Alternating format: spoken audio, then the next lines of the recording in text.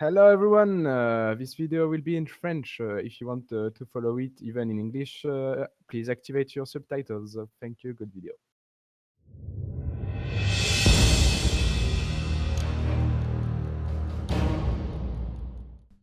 Bonjour tout le monde, c'est Angel et Daft. Salut Daft.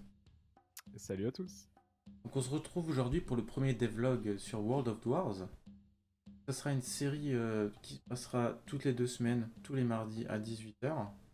Donc on vous présentera l'avancée qu'on a fait sur le jeu, ou sinon on présentera des petites mécaniques de jeu ou des aspects du gameplay du jeu qu'on voudrait vous expliquer. Donc on se retrouve aujourd'hui pour le premier devlog. Ça sera sur les bâtiments et le fonctionnement des bâtiments. Donc Daft, est-ce que tu peux nous parler un peu de comment on construit un bâtiment? Ouais, bien sûr. Comme vous pouvez le voir actuellement sur votre écran, vous choisissez donc une zone de construction d'abord, puis vous placez votre porte, et enfin le bâtiment est construit à partir du moment où les nains ont les ressources suffisantes pour aller la construire. Donc, comme vous avez vu juste avant, vous pouvez ouvrir une fenêtre pour savoir les ressources dont vous aurez besoin, et ils vont l'amener. Donc là, vous voyez le petit nain, hop, qui ramène, et paf. On peut voir aussi au début que du coup on a le choix de quel bâtiment construire aussi. Dans le Tout à menu fait, qui apparaît à droite.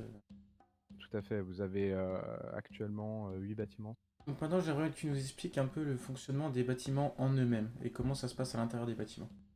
Donc oui, tout à fait. Donc vous avez d'abord l'équipement de dépôt. Donc en fait, dans cet équipement de dépôt, on va déposer la ressource nécessaire à la production du bâtiment.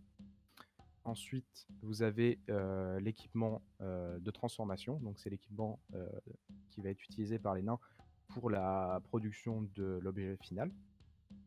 Et vous avez l'équipement d'amélioration ou d'optimisation. Donc c'est des équipements supplémentaires que vous pourrez placer qui viendront améliorer La le qualité processus quoi. de production. Donc ça peut être la qualité, ça peut être en avoir plus en finalité, ça peut être beaucoup de choses. Donc voilà. Et en finalité, vous avez donc l'équipement de sortie. Donc c'est l'équipement où les nains, les autres nains qui ne font rien de spécial, vont récupérer le, la ressource produite et la redistribuer là où il y en a besoin, ou la stocker directement. D'accord. Donc on récapitule, on a 4 types d'objets qu'on peut placer dans les bâtiments qu'on crée. Donc les Donc objets. des types, hein, vous pouvez avoir 50 objets à placer dans le bâtiment, mais il y a vraiment 4 grands types dans lesquels ils sont regroupés. Donc l'équipement de dépôt, la transformation, l'amélioration et la récupération. Parfait comme ça. Donc on peut appliquer ça par exemple à un bâtiment, du coup la forge, comme par hasard. Comme de par hasard. Donc voilà, donc pour donner un exemple concret, nous avons l'équipement de dépôt principal. Donc là, on montre 4 particuliers, mais il y en aura d'autres bien sûr à côté. Donc là, dans ce cas précis, nous avons l'équipement de dépôt qui est un bac à lingots. Donc les nains qui reviennent de la fonderie vont déposer les lingots dedans. L'équipement de transformation, c'est la forge et enclume. Donc c'est là où le nain va travailler pour construire les outils. Donc ensuite, nous avons la meuleuse qui va permettre d'améliorer l'arme ou les différents outils, etc. Et nous avons en dernier, c'est le râtelier d'armes qui permet de déposer donc les armes finies et qui prévient les différents nains qu'elles peuvent aller les chercher dans cet endroit. D'accord. Donc, voilà. Donc maintenant on va regarder comment ça se passe en jeu du coup. Comment c'est reproduit ce schéma de conceptualisation. Donc voilà, donc vous pouvez voir in-game, c'est très simple. Donc là, je montrais aussi comment on plaçait donc, les fournitures qui sont les torches pour le cassis. Donc vous pouvez voir le choix des équipements, donc le fameux bac à lingots.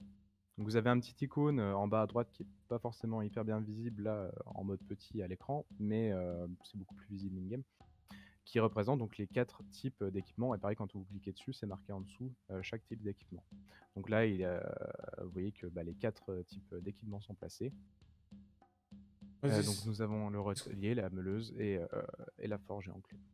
C'est ce qu'on a vu du coup dans le schéma. Les icônes du schéma sont visibles in-game Mhm. pour pas se perdre et qu'on puisse bien reconnaître les types d'objets.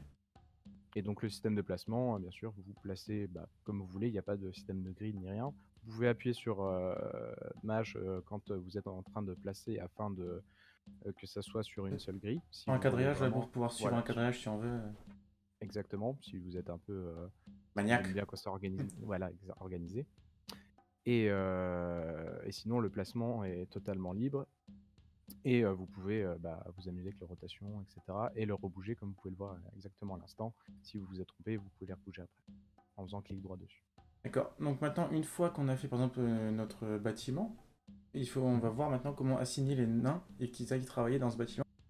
Donc voilà, donc là vous avez donc le panel d'assignation, où vous voyez tous les différents nains. Donc en première ligne, vous avez les nains libres. En dessous, vous avez les nains que vous pouvez assigner à tout ce qui est récolte. Et en dessous, vous avez les nains que vous pouvez assigner aux différents postes de métier, avec une infobulle qui vous annonce la ressource finale qui va être produite pour chacun. Donc là, on peut voir que j'avais fait exprès de retirer absolument tous les nains des assignations et de les réassigner pour voir un petit peu, partir un peu dans tous les sens. C'est assez drôle, je trouve. Ouais, donc on voit Donc là, bien vous qu'on a. envoyez. Ouais, pardon, excuse-moi. On voit bien qu'on a un menu qui gère du coup tous les nains et on va pas gérer chaque nain C'est ça. individuellement. Et ils sont pris automatiquement selon leur proximité avec les différents objets sur lesquels vous êtes assigné.